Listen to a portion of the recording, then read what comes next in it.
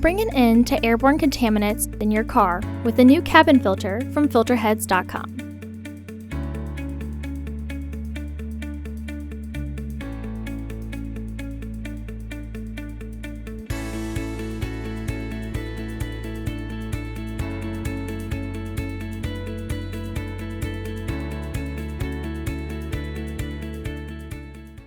The cabin filter is located on the passenger side of the vehicle, behind the glove box.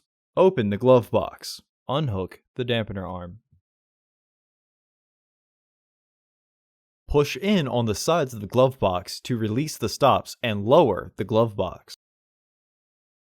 Unclip both sides of the housing cover to remove it. Remove the old filter from the housing and clean out any debris inside.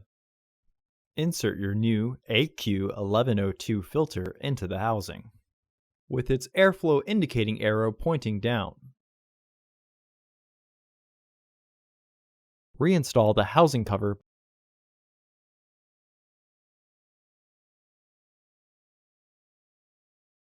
Reinstall the glove box assembly.